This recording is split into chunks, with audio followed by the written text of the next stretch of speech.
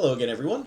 I'm back with an actual guide this time. I was kind of inspired to make this because a lot of my earlier videos on Octopath 2 weren't really guide videos. Mostly they were just proof that I had beaten Galdera under various different circumstances, and they were never intended to be guides in the first place, but I noticed that a lot of people started using them as guides.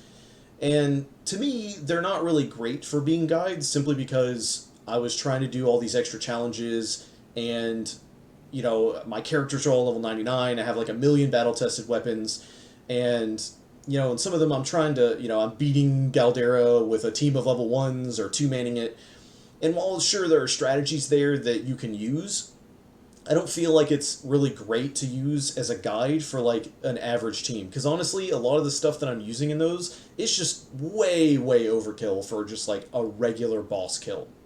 So I wanted to do this guide, and it's going to have level 55 characters, and the other thing that I'm going to restrict here is that I'm not going to use any duplicated battle tested weapons. And that's purely because, not everyone wants to go and try to farm for that 2% chance or, like, go all the way to 99.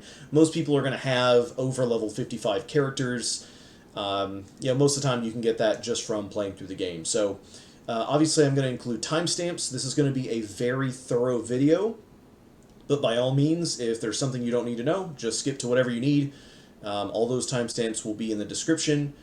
And I'm going to go ahead and start out by just talking about important items, then suggested items, as well as where to get them, followed by the actual fight where I'm kind of talking through my favorite consistent strategy to win, as well as just some things that you do if the turn order doesn't really go your way. So again, all of these stuff is going to be in the description if you just want to skip straight to a single part, but I'm going to go ahead and move on to just important items for the fight. Okay, so to start out, we're going to go over important weapons that you're really going to need in order to make this build work. And as far as their locations, for the ones that are in kind of really obscure spots, I'll actually like go to those spots. But for the ones that are more obvious, and I might just mention, oh, you go to here on the map and it's there. So to start out, we're going to check out the battle tested blade. This is one of the most important things, raises the potency of physical skills. You'll definitely need this for phase 2. And where you can get one, you can either buy it or steal it. You just go to Crackridge Harbor here, the anchorage, and you're going to go up here. I might run into a battle, but there is going to be someone up here, and I think his name is Bandolan. Been a while since I've seen his name, so I don't quite remember it. But he's not too far away from the harbor. But it is kind of a weird place to describe, so I do want to actually show this one specifically. But right here, come to this guy. Again, you could steal it, buy it, doesn't matter, but he's the one that's going to have the guaranteed battle-tested blade. So we'll go ahead and move on to the next one. So for the next item, this one is slightly less important, but it's still very useful to have in the first phase, and that's the battle-tested dagger. Now, keep in mind that this particular dagger, you do need to do a side quest here in Winterbloom, in the mansion that's to the left of where I am right now. But in Winterbloom, once you do that quest for Malaya, I believe is her name, the little girl that lives in the mansion, you can come here to Pluck, and you can either steal or buy it off of her to get a guaranteed battle-tested dagger. So we'll go ahead and move on to the next weapon. For our next weapon, we're going to want the Lionheart's axe because of the ability it gives us on Armsmaster. To find it, you're going to want to go to this dungeon that I'm already on the map. Basically, in the center, there's a big whirlpool. Just run into the middle of it. You'll fight a boss. He'll drop a rusty axe. Take that to the armsmith in gravel, and he'll fix it up to give you the Lionheart's axe. Alright, so for the next weapon, it's going to be the Giant's Club, which, very similar to the battle-tested blade, it raises the potency of physical skills. Keep in mind that this stacks with the battle-tested blade and just makes all physical abilities deal more damage. So, really important for the build. In order to get it, you want to come to the Ivory Ravine over here. from the save point. It's not too far. You just kind of go down the stairs here, and it's in this chest. So next we will go to our next staff. So the other staff we're going to need is going to be the battle-tested staff. Now, this technically could be optional. It depends on what the elemental attack is for your Osvald, but this is just a really good thing to have. And to get a guaranteed one, just go to Oars Rush, and then if you come here during the day, you're going to see Mr. Rock, and you can, again, steal or buy it from him, whichever you prefer, to get that. So, for the last two weapons, it's actually going to be the Battle-Tested Shield and the Bodyguard's Vantage. Now, the Bodyguard's Vantage is technically an optional one, but I would still recommend getting it just because it opens up a lot of options because it gives so much attack and so much critical. And then, obviously, the Battle-Tested Shield, it gives good defense, but more importantly, recovers HP and SP after performing an action. Now, in order to get Bodyguard's Vantage, normally you're going to see an NPC right here named Veronica that'll have a side quest for you. Now, if you've already done the side quest, she's going to be in the theater, and I'll show that location in a second. If you have not done the side quest, you can just get the battle-tested shield from her here by, stealing or buying it. If you do the side quest, which gives you the Bodyguard's Vantage as well, you'll find her in the theater that I am going to go to in a second. To complete the side quest, if you already have not done it, she's going to ask for advice on getting a gift for Dulcinea. You want to go all the way over to Sai, go into the right part of town, and go back into the orphanage where she grew up at. And you can inquire one of the adults in the room. They'll give you an idea on what to give Dulcinea. Then you just come back to Veronica, and that's the end of it. That'll complete the quest, and then she moves into the theater to be standing next to Dulcinea. So I'll go ahead and show you the alternate location just in case you've already done that and just happen to not pick up the battle-tested shield.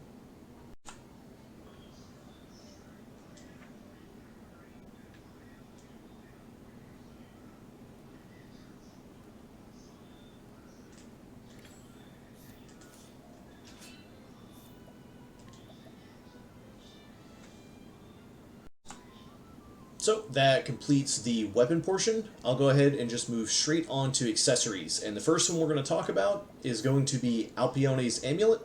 It is extremely important for this build that you have this. And in order to get it, all you have to do is come to Gravel here. Normally you'll see Alpione standing right here, and she's going to have a side quest for you. It's a really easy side quest. All you have to do, she basically says she wants a job. You just head left outside of town, head down the stairs, you're going to see an NPC there, inquire him, come right back. That's the end of the quest. But this is one of the most important items for this build, so make sure to pick that one up. So for this next one, it's going to be the Finisher's Clause. I'm not going to specifically go to the location because this one's a pretty obvious one. It is going to be on the Nameless Isle, which is right here, out in the ocean. Once you beat the boss, there's a treasure chest right behind it, and that is where you will find this accessory. So next we have the Fang of Ferocity. It's basically like a mini BP eater from the first game, if you played it.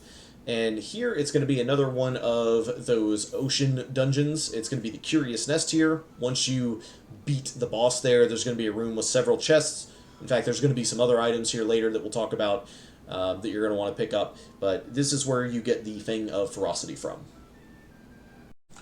So this next one is technically optional. It is the Elemental Augmentor, and there are technically two of them in the game that I know of. This is the easier one to get, but if you missed it the first time, you want to go back to Merry Hills. We're going to go to this shrine again. There will be a guard here blocking it this time. Just knock him out and go inside.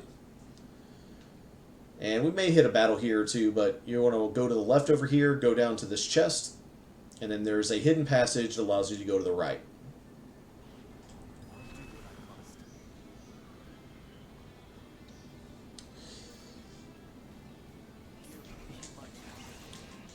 We'll just get them out of the way.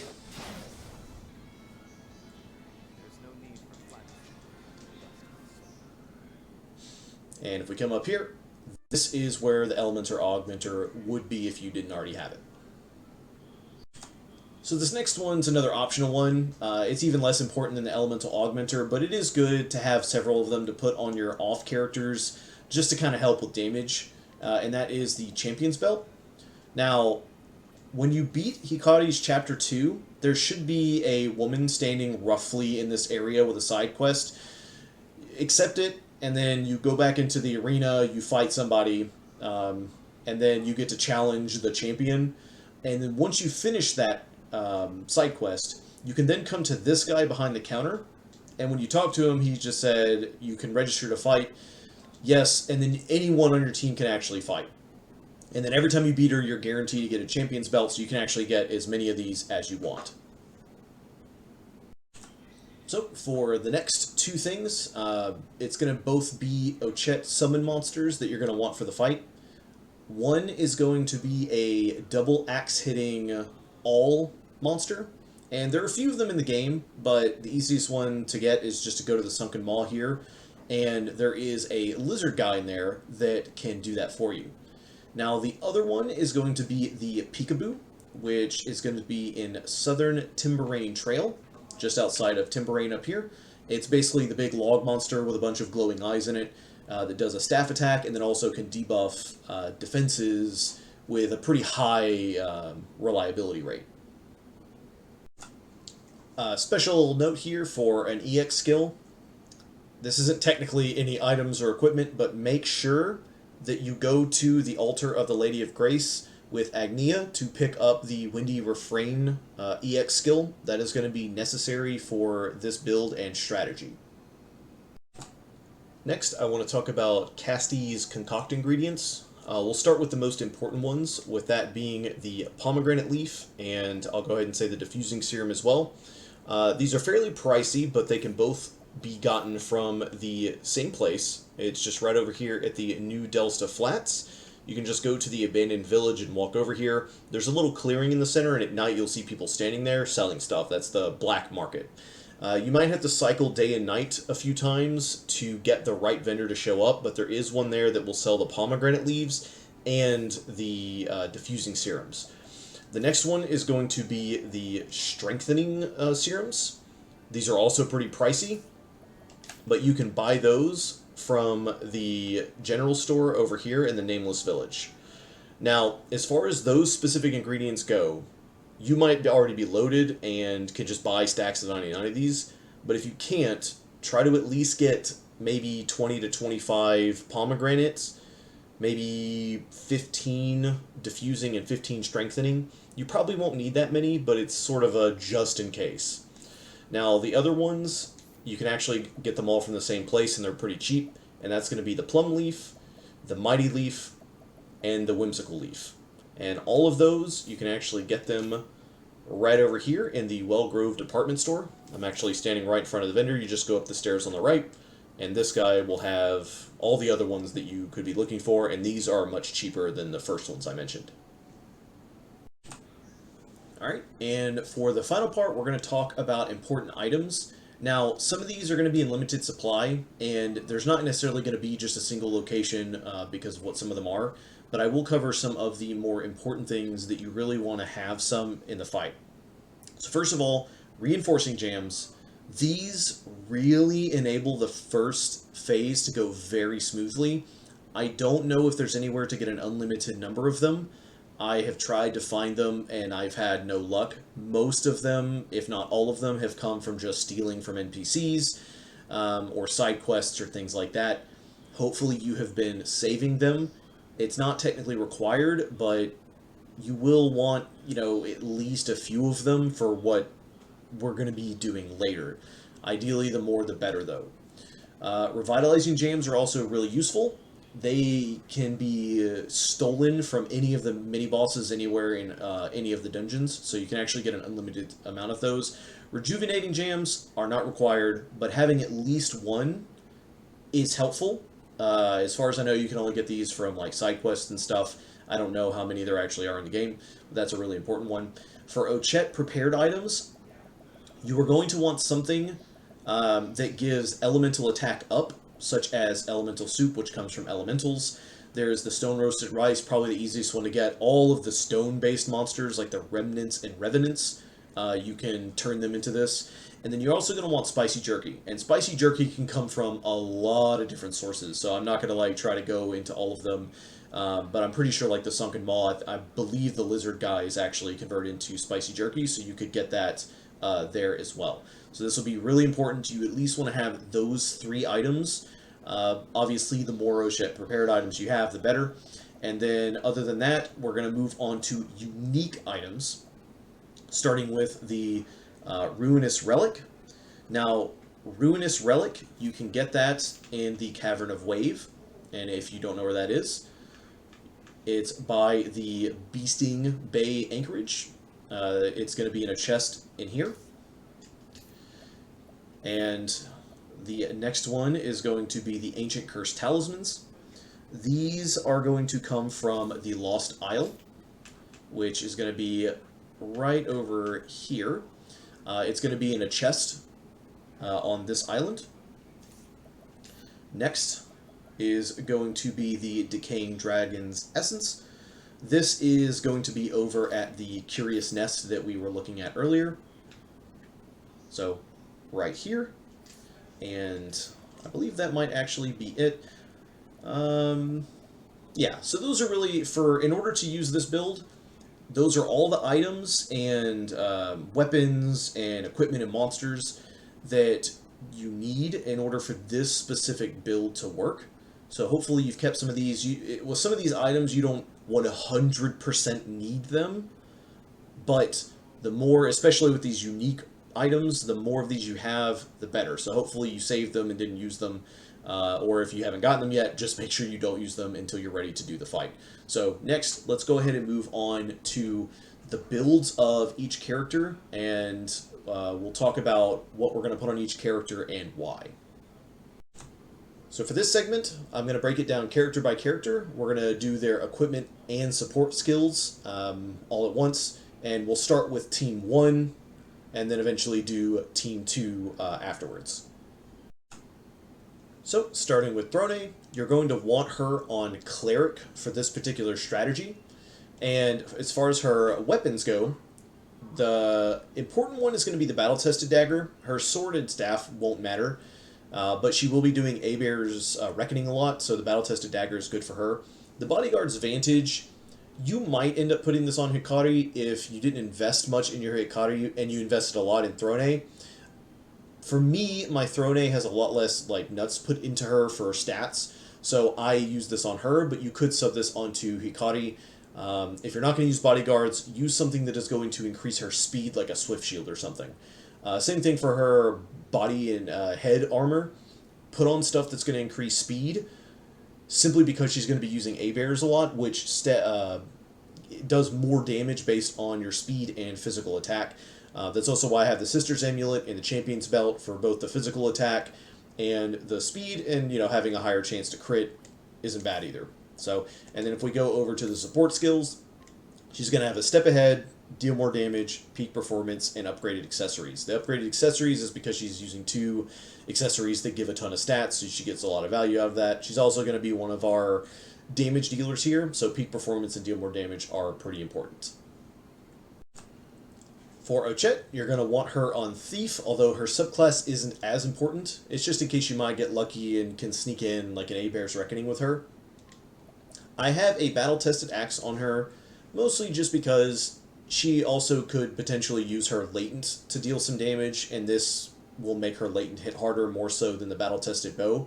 But her weapons, honestly, is not that important. Same thing with the shield. The only thing that I will say is that if her SP is really low, since she's going to be casting a skill that's really expensive, make sure to put a headpiece on her that can increase SP if she needs it. She might not need it. I don't need it, so I'm not going to do it. Because if you have 100 or more without it, you're fine. As far as the rest of it, doesn't matter what her armor is. The accessories, I'd recommend just putting a couple of things that are going to increase physical attack. Again, just in case she can sneak in damage. She's mostly going to be a breaker, so it's not as important. For her skills, peak performance, and upgrade accessories. Again, the upgrade accessories because she has 2 accessories that are giving stats. Step ahead, like most people, and deal more damage. So hers is a pretty standard DPS loadout although she will mostly just be breaking for us. So with Castti, you're going to want to make sure that she is on Cleric. Her weapons do not matter at all because she's basically just going to be doing Concoct for us the whole time. As far as her armor and shield, just put on stuff that's going to make her faster. You want to try to make her go at the beginning of the turn as much as possible. It's not a huge deal if she doesn't, but it's really convenient if she does. Same thing with accessories, just put stuff on her that's going to give her speed. For her support skills, you're going to want the show goes on. She will sometimes be buffing people, and getting that extra turn is actually really helpful. Fleetfoot to try to make her go before other people. Make sure you don't forget Boost Start, really important for her, so she can start doing really powerful concocts right at the beginning, and then a step ahead. With Osvald, you're going to want him on Arcanist. It's not super important, but the reason why I say to use that on him is that it increases his SP and elemental attack, and it is a reasonably good amount, which is why I recommend that. There's also some really good daggers in the game that do have high elemental attack, although if you did get the battle-tested staff, that's really going to be where all of your elemental attack comes from anyway. He's the one that I recommend having the battle-tested shield on, just for that SP recovery, to try to make sure that you're not caught in a situation where he's ready to do damage, but then he doesn't have enough to cast one true magic. That's why I put this shield on him. As far as his head and body, anything that increases elemental attack, you really want to try to get it up to 999. It is okay if you do not do that. Don't feel like you have to, but just anything, it doesn't matter what the defense values are, just try to put stuff on him that gives elemental attack. He's the one that's going to get your elemental augmenter, again, just in case he doesn't have 999, and then he's also going to be the one that gets your Fang of Ferocity. As far as his support skills, we're going to be doing Peak Performance, SP Saver, Price of Power, and Deal More Damage. And the reason why, technically you could have enough SP to do Price of Power without SP Saver, but it costs 150 to cast one true magic without SP Saver. And so this build is a bit more friendly towards people that maybe didn't dump a bunch of SP nuts into Osvald. So moving on to Team 2, we're going to start with Hikari. Just a special little note with Hikari, remember to make sure that he is at 1 health before you actually, go to the boss area, because he'll be using Alpione's Amulet. Just find a strong NPC, challenge him, let him beat you up. When you lose, you'll come back with 1 health, and then just use items to regenerate his latent ability. So for his weapons, he's the one that's going to be getting the battle-tested blade. He's going to want Lionheart's axe. He's going to want the Giant's Club. As far as the shield goes, if you used the Bodyguard's Vantage on Throne like I did, the Protector Shield is really good because it increases his crit, and having a decent crit is very helpful for this phase. As far as his headpiece and body piece, the Cursed Armor is actually really good here because you want to slow him down as much as possible, but don't feel like you need it. As far as his headpiece, I just have this one for the SP, but it honestly doesn't matter. Make sure that he has Finisher's Claws and Alpione's Amulet. He's going to need both of those. As far as his support skills, he's going to need Boost Start. Summon Strength is just in case he's not already at 999. You don't need this if he's at 999 physical attack for his axe. To make sure that you are looking at his axe, not his sword, because this setup relies on Lionheart's axe. And then for Deal More Damage, for obvious reasons, and then a step ahead. If you already have 999 physical attack with the axe, instead of Summon Strength, just use Eagle Eye. So, next on our list is going to be Agnea. She is going to be on Cleric, and her weapons honestly don't matter. She's going to be a utility character. Just put stuff on her that's going to give her speed. I have Champion's Belts here, just in case I wanted to throw out some damage, but speed is usually going to be the better option. Either way, though, it's really not that important because turn order is not as big of a deal in the second phase. As far as her support skills, you're going to want the show goes on, deal more damage just in case she can sneak some in. It probably won't be helpful at all. But a step ahead and boost start, those are all really important, so make sure to have those on her. So for Temenos, you want to put Inventor on him. You probably won't be able to get the advantage out of an Inventor Temenos most of the time because you need a really specific turn order for it to happen. But there's nothing really that you can put on him that's useful other than that. So that is why I would recommend it. His weapons don't matter. Try to put your second best staff on him though, because he might be able to use his EX skill to sneak in some damage in the final phase when you're trying to deal the last bit of damage. Something that might make him a little faster is nice, not required. Stuff that's going to increase his elemental attack for his head and body can help. Again, it's not as necessary as, say, with Osvald, but you could do it. I would recommend the Stone of Truth, and that is purely because if you do get a chance to use his EX skill, it's nice to be able for it to just hit twice by default. If you have a second elemental augmentor, put it on him. If you don't, just use like a mental belt, something that increases his elemental attack. As far as his support skills, you're going to want deal more damage, peak performance, boost start, and a step ahead. You could substitute peak performance for the show goes on, because sometimes he will be throwing out buffs, but I left peak performance on, again, just on the off chance that he can throw in his EX skill on that third turn of the second phase. This just makes it deal a little more damage, but it isn't really that necessary. He's mostly going to be a support character. For Partitio, you're going to want him on Dancer. His weapons are completely irrelevant. As far as his shield, head, and body, try to put stuff on him that makes him faster. It's not a huge deal if he doesn't go first, but it would be nice if he goes first at the beginning of the second phase. Same thing with accessories. Now, the Eye of Calamity, you definitely don't need that. I'd recommend putting something with speed here, but just to show that it honestly just does not really matter what he has, I didn't worry about swapping it out. I do have Gale Feather, which raises speed at the start of combat, but it's not a big deal if he doesn't go first. As you'll see in the video, there is a way to get around it if he goes after Hikari. So, as far as his support skills go, we have the show goes on, BP regeneration, deal more damage, and a step ahead. Honestly, deal more damage does nothing here. Feel free to sub it out for whatever you want. I didn't because nothing else is important. BP regeneration is just convenient because it's possible that after using his latent, that'll trigger, and then he goes into all the other turns with like max BP. But this also is not really required. The only things you really are going to want on him is the show goes on and a step ahead, just in case he is able to put a buff on someone. Hey everyone, so here we are at ready to do the fight. As you can see, everyone's level 55 and we are ready to get going. So what I'm actually going to show here is the way I recommend killing the boss, and that will include dealing enough damage in the first phase to skip the cycling elemental weaknesses phase that it can do. To me, that is more of like a punishment if you don't do enough damage, and it's just super annoying compared to everything else. You really just want to avoid it if you can. However, I will still be showing how to deal with that should some circumstance make it to where you end up having to deal with that phase. I'll include a timestamp in the description, but at the same time, like at the end of the fight, that is when I will put in that clip of how to deal with that. So just remember, before you start the fight, make sure that it is nighttime to take advantage of Throne's and Temenos' like passive skills that buffs and debuffs, and we'll go ahead and get into the fight. Now obviously, just a little note here, there's always going to be some turn order RNG. This strategy tries to remove as much of that as possible, but we are still going to have to adapt a little on the fly.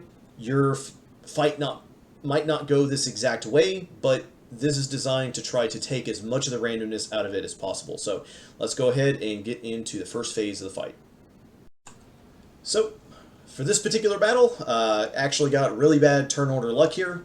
The first things you want to check whenever you enter the battle is, does Ochette go at or before the eye on the next turn? Which in this case she doesn't. That is first bit of bad luck. But then the next thing you check is, does Ochette go before Castti on the first turn? Which she does not. Which again is more bad luck. So this is probably the worst possible start you can get, but I'm actually going to go with it. And I'm still going to try to do it in a way where we're not going to get any of the fire effects or anything like that. So whenever a situation like this happens, what we're going to end up doing, and I'll show you more on Castti's turn, we're going to end up defending with Castti. So she goes at the beginning of next turn to try to salvage this situation. But to start out with Throne here, we're always going to go latent. If she did not get any BP from Castti, you're going to use a Reinforcing Jam here. Very important because she needs to get her Leighton back. And then she's going to use the Cleric Divine on herself. And this is just so you can wipe out the souls. Like I said with Castti, we're going to go ahead and move her up to the front of the next turn. And then with Ochette here, we're going to do the 1 BP that she has. We're going to do a Provoke Beasts. And you're going to do 3 of your double axe and then a Peekaboo. And with the Peekaboo, what we're really hoping is that that bottom left soul gets a physical defense debuff. That's really what we're hoping for here. But it's fine if it doesn't. Alright, so we didn't get it. It's unfortunate. But what we're going to do is on Throne, we're going to do the same thing we did before with make sure to use her Latent. Use another Reinforcing. And then we're going to Aber's Reckoning. Now, the thing is that depending on how strong your Throne is, she will probably one-shot all of them, but because I'm doing this at level 55 and I didn't invest much in my Throne, you may end up in a situation like this, where there is one more that is still alive. I'm going to show you how to deal with that on Throne's next turn. But with Castti, this is the reason I moved her to the front. We're going to do a fully charged Concoct. We're going to use 2 Pomegranates, and we're going to use a Whimsical Leaf, Diffusing and Strengthening. And what it's going to do is it's going to move Ochette to being in front of the eye. And then with Osvald here, he is almost always going to use the Scholar Divine on himself on this first turn. And then with Throne, this is one of the reasons why you are going to want these Ruinous Relics. Because right now, I don't want to use anything, especially trying to use those Reinforcing Jams. Those can be very expensive. You may not have enough. This should finish off the last soul if they're not already dead. It's going to expose them. And then with Ochette, we're going to do a fully charged Provoke Beasts. We're going to do 2 of the Axe and 4 Peekaboos.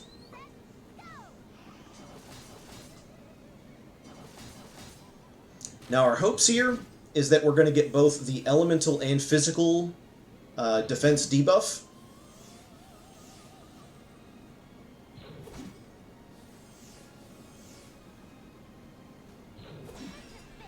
And our goal on the next turn is we want to try to make it to where Osvald can go twice.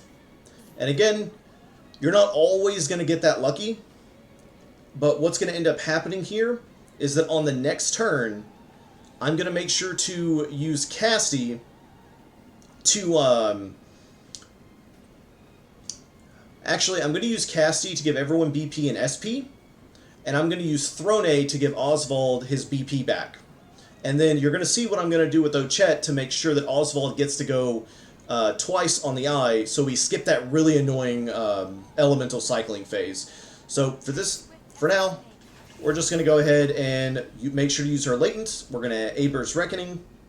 I think mine does around, what, 60? Yeah, around 60k. Now notice that Throne needs SP. Now I already know that I'm about to give SP to everyone with Castti, so just be real careful with that. If you don't have that opportunity, it may be time to use one of your Rejuvenatings, but always try to use the Reinforcings since they're cheaper and you likely have, you know, a lot more of those. And then with Castti, full charge, 2 Pomegranates, 1 Plum, Diffusing and Strengthening. The Plum is going to give everyone their SP back. So we're going to do this. With Throne, again, we're always using her Latent here. We're going to use Alfrix on Osvald, so he can have 2 attacks this turn. Now keep in mind, you may not have as many Reinforcings as I do. If you're low on Reinforcing Jams, at this point is when you kind of want to start not doing that with Throne every single round. Instead, maybe use Revitalizing, since you can actually get an unlimited amount of these. So I'm actually going to start doing that instead from here, even though I still have more Reinforcings. Just to show you that it's not required to like constantly be doing that every single time. With Osvald, Make sure you use his latent power. We're going to do a max charge, 1 true magic.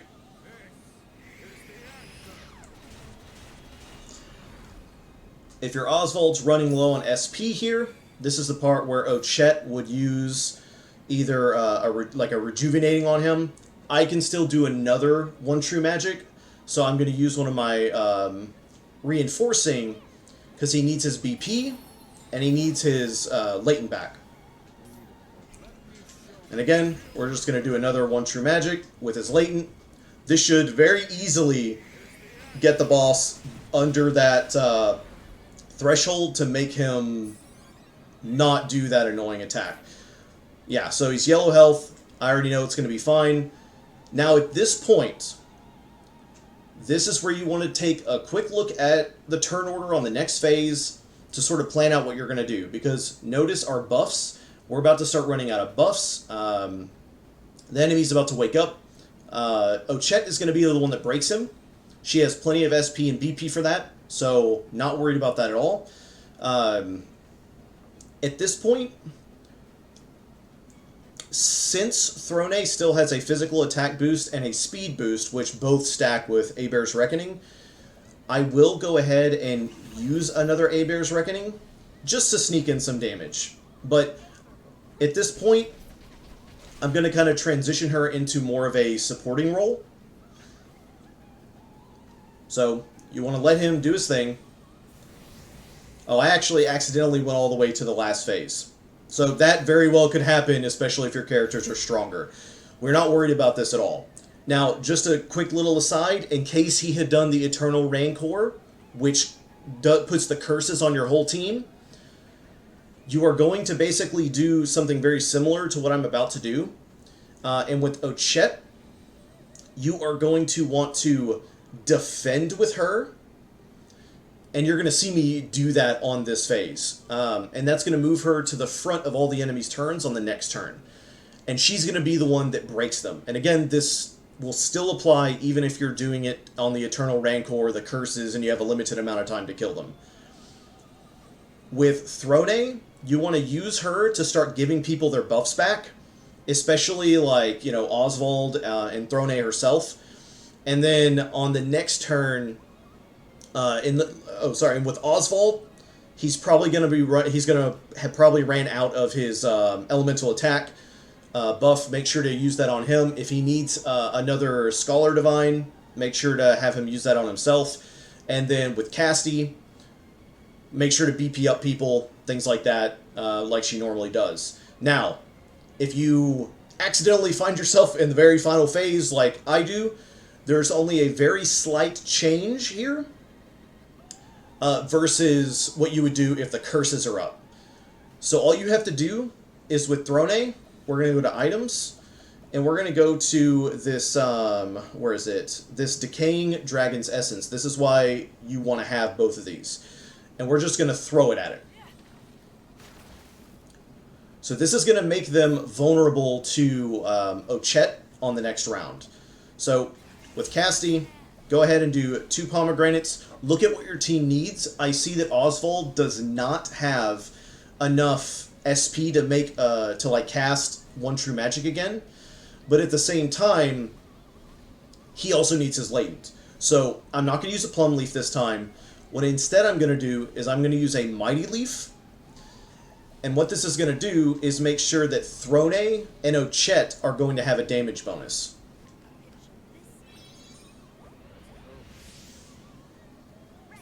With Ochette, remember, we're going to defend because we want to move her in front of the enemies on the next turn. Osvald, since he's basically waiting for the enemy to be vulnerable, we're going to go down, and this is where you'd want to use one of your rejuvenating jams. That'll give him his latent back. And then, if he still has this, we're going to go ahead and put another Alfan's Wisdom on him, simply because he only has 1 more cast of it, and we're about to get 2 full turns of damage, and I just want to make sure he doesn't run out. So, on the next turn, if the boss has Eternal Rancor up, and he's doing the curses, you're going to do a max Provoke Beasts, and you'll do 3 of your double axes and 3 peekaboos. Now, it is very important to note that if you are on this phase, the very final phase where he gets all those shields, you need to do a full send on the axes. All 6 of them need to be the axes, and this will break it.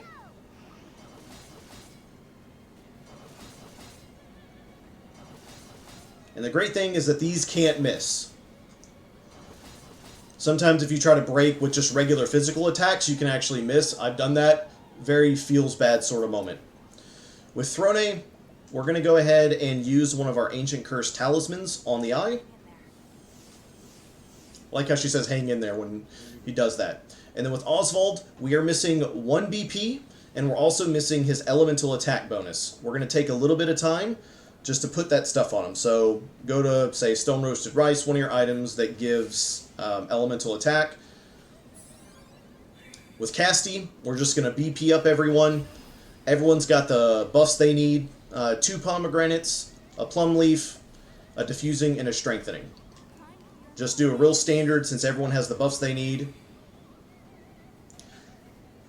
And then with Osvald, we're going to do fully charged 1 true magic. You may very well kill him here. If you don't, totally fine, because Osvald's going to get the chance to go again. You have all these people on the next turn.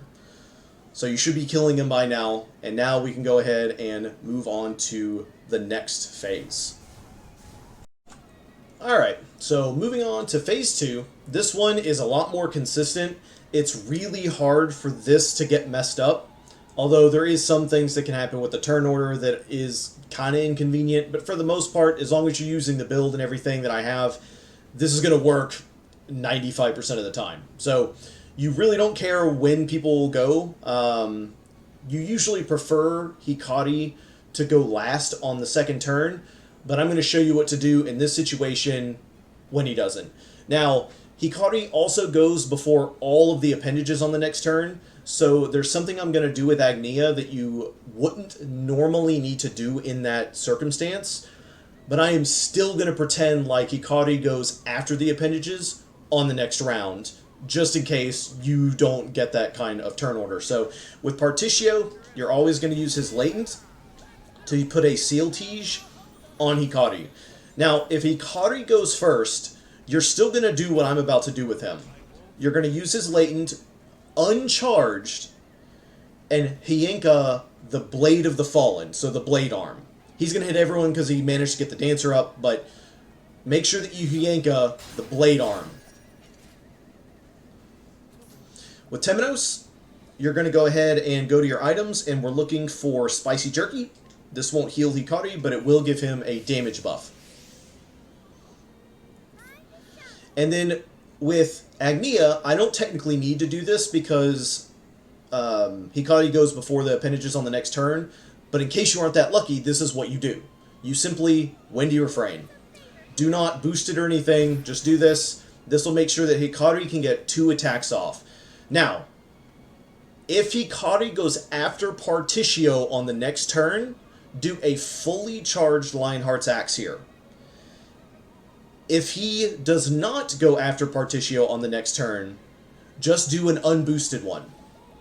And that's so on the next turn, he will have 3 BP to do a fully charged one, and this will guaranteed kill all of the appendages. And the thing is right now, I don't even technically need to fully charge it, but I'm going to do it just in case. So you'll see that he would have done that damage on the first round if you get lucky, but again, I'm trying to take all the RNG out of it. Now, once we are here, if Hikari went first, you're simply just going to use an item on Partitio here. You need to save one of your reinforcings specifically for this moment. Although it doesn't technically have to be a reinforcing, you can also use the Forbidden Elixir. That is a good substitute. You're really just trying to give him his BP back, and you want to give him all his BP. There are various other items as well that you could use. You technically could just use a Pomegranate L. Reinforcing is usually best to give him his latent back so you have more options. So with Agnea, on this phase, you're going to make sure to use Alfrix on herself. With Temenos, you're going to make sure to use Alfrix on Hikari specifically. And then this is the part where the boss is going to become vulnerable.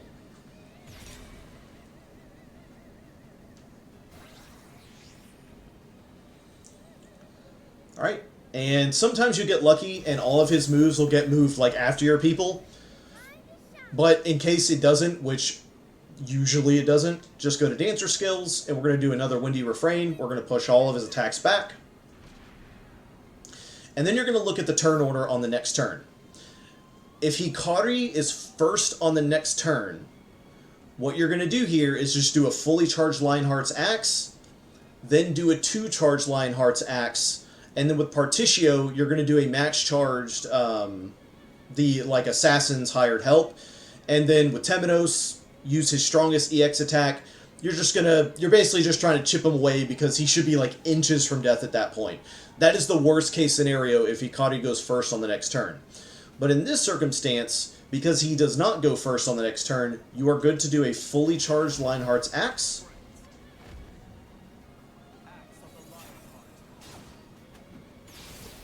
There we go. And then your first priority here is if you have one person going before Hikari, you want to go ahead and use an Ancient Curse Talisman to get that debuff on. And then if you have another person going before Hikari, this is where you would want to use something like any of your pomegranates. It doesn't matter. He just needs that one little BP so you can do a fully charged Lionheart's Axe. And this is definitely going to kill him here. See? And there you go. So level 55 characters, pretty consistent way. You did see some situations where, like, the turn order could have messed you up, but even then, even with bad luck, we still just went with it. And like I said, with this strategy, especially if you have like level 60, 70 characters, it's going to be a pretty consistent way to kill it. So at this point, I'm going to go ahead and cut to the clips where I'm actually going to show both of the phases that we missed in like the first round, since I accidentally skipped Eternal Rancor. Well, I'll start with that annoying like elemental one, where it cycles, and then I'll do Eternal Rancor after that, just so you can see like what to do in those situations. So let me go ahead and cut to that.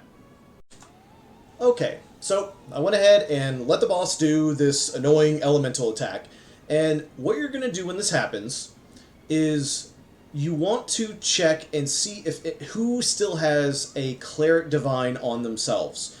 So as you see my buffs, you can see that Throne still has it and Osvald still has it. It's really important to keep that in mind, because that's going to determine what we're going to do with Castti. So, Throne is generally going to be the best person for what we're about to do, but what you're going to do is you need to basically get to Castti's turn. I'm going to defend to try to move people up in the next turn. With Castti, you want to use the Apothecary, and you're going to Doters either Throne or Osvald, whoever still has the Cleric Divine on them. Throne is the better option here, so just keep that in mind, but it's totally fine if it ends up having to be Osvald. So what we're going to do is we're going to go over to Throne here, since she still has it, and I'm going to go ahead and use Doters on her.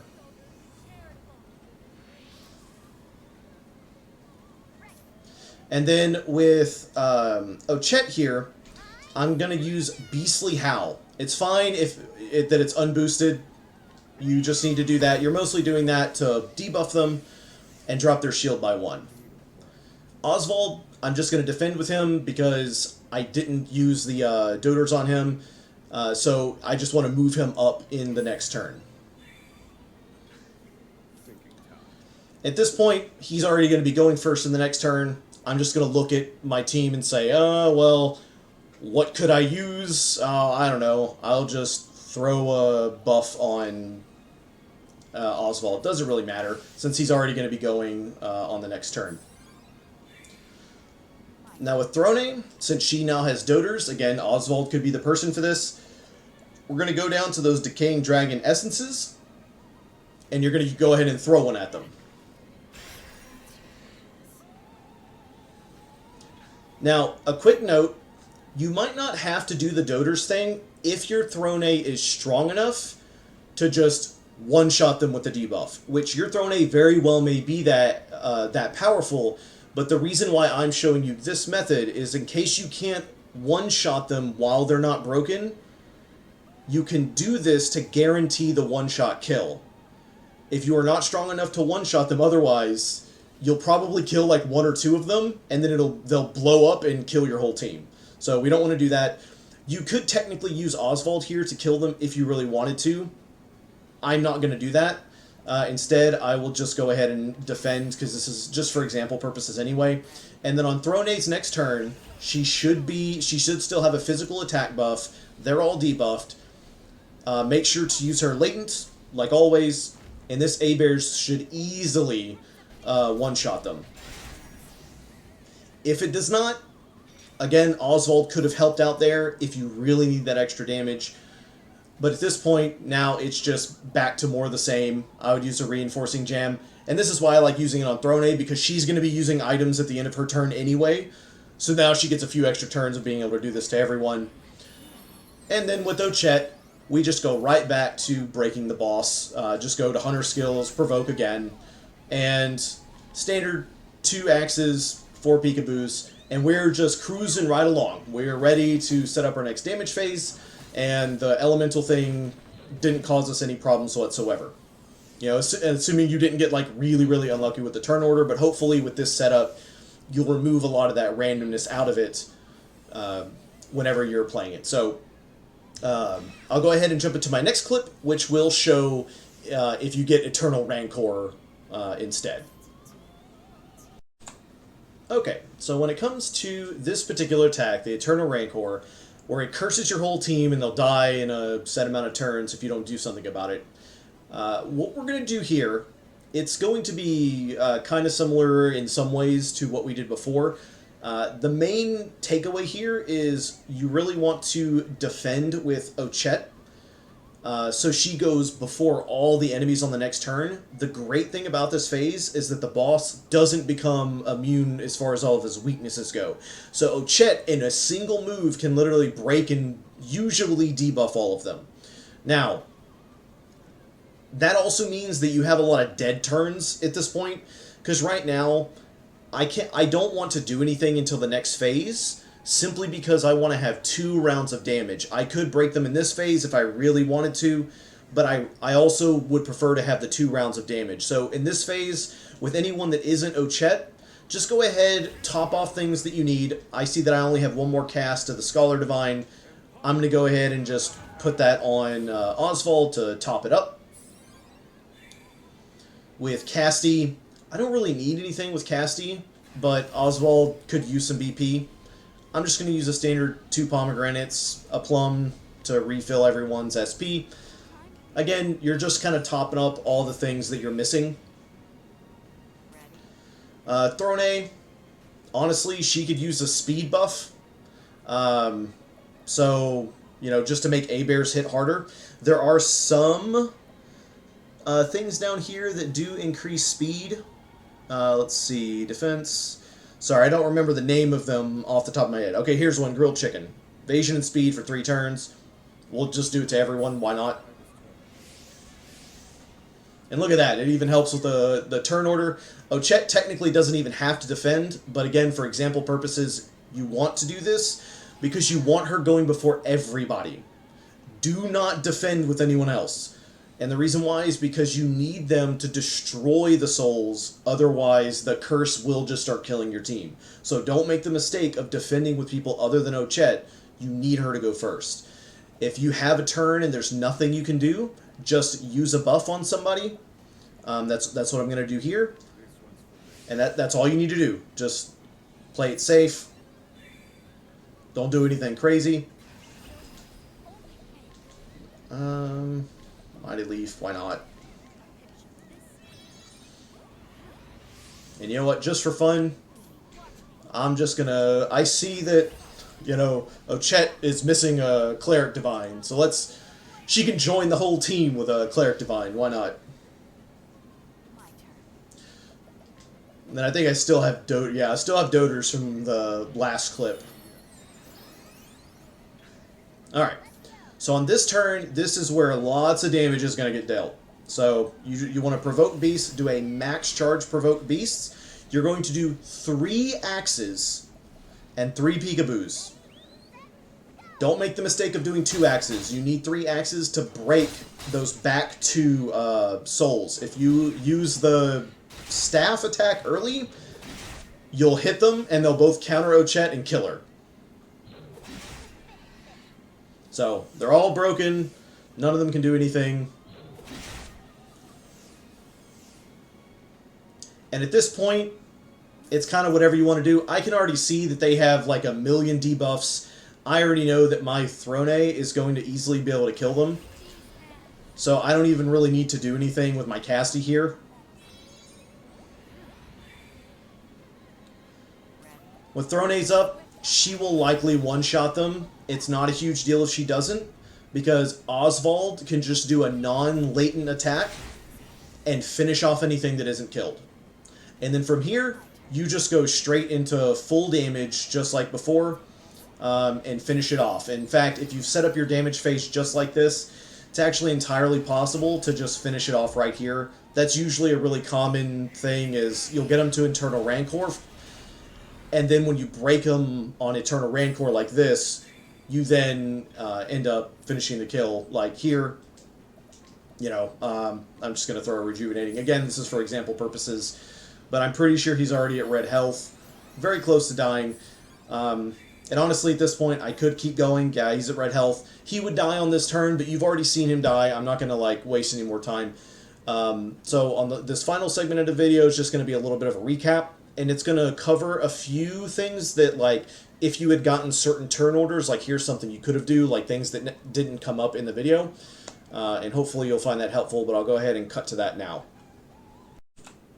Okay, so I just wanted to go over a few things that could have happened in the fight that are semi-common that just didn't happen to come up in the fight that I did. Mostly just on the first phase, though. The second phase, I pretty much covered the only bad things that could happen. So on the first phase, especially with the first turn, in the video that I did just now, it basically had the worst possible luck you could have, where Ochette goes after the eye on the second round. You really wanted to try to go before it on the second round just by default. And if you do, that means Castti gets to do just BP up everyone on the first round instead of having to defend. And then Throne is going to do the same thing she always does. She's just going to use a Cleric Divine on herself and then give herself her latent pack. Ochette will be able to break all of the limbs. And, you know, remember to do 3 axes and then also use, you know, 1 staff. And your goal is you really want to try to one-shot him with Throne if you can, which if you're running like level 60, 70 Throne, especially if you farmed like an extra battle-tested blade, you definitely will one-shot it with Abear's Reckoning. But let's say you have a situation where you go to try to one-shot it, and just like in my game, that one soul is just barely alive, and Throne is sitting there with her extra turn, and normally you would use a reinforcing to give her latent back, but then Ochette goes first on the next turn.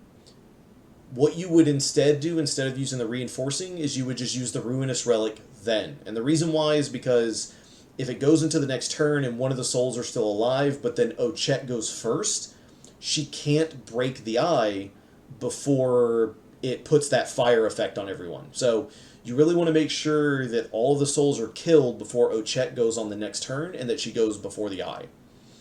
Now, the other thing I want to mention is there was that one time on after I broke the eye the first time, I managed to get in 2 full latent boosted Osvald True Magics because I got lucky and Ochette just happened to go after Osvald, which meant he got to use it, she got to give him his BP and his latent back with a reinforcing jam, and then because he had the Cleric Divine on him, he could then go again. Sometimes you will not be able to do that. Sometimes he goes at the end. You can, if you're lucky, use Castti and use 1 Whimsical Leaf and 1 Strengthening on Osvald, if Castti comes early enough in the turn, and that'll move Osvald up, and that way somebody will go after him to do what you saw me do in the video. But there will be times where Osvald, just nothing you can do, he's going to go at the end of the turn, and then he's going to get the extra cleric turn, and there's nobody that can give him any BP. And if you're really trying to get as much damage in as you can before the boss wakes up, and you would only want to do this if the boss is waking up on the next turn from being broken. Don't do this if you have another phase of damage. You would want to use a 3 charged True Magic with no latent. And then on his extra turn, use a 2 charged one with his latent. That is how you get the most damage out of him if you are stuck in that situation. And usually you can still get enough damage in, especially with Abear's Reckoning and stuff like that, to just bypass that annoying elemental phase where he keeps changing his weaknesses and the main eye becomes, has no weaknesses at that point. But yeah, other than that, there really shouldn't be that much that can kind of mess you up in terms of turn order with this. So hopefully this is helpful, and hopefully some people out there are going to be getting that achievement that they've been looking for.